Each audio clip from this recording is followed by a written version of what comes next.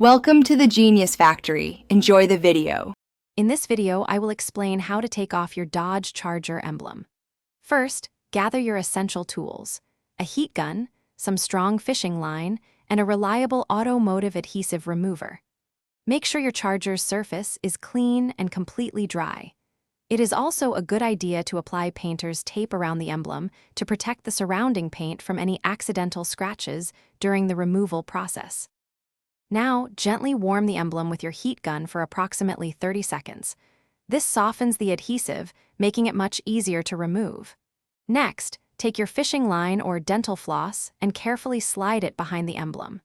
Use a sawing motion, moving the line back and forth, to slowly cut through the softened adhesive. Be patient and work steadily to avoid damaging the paint underneath.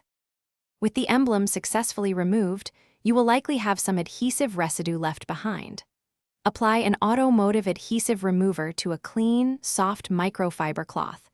Gently rub the affected area in small, circular motions.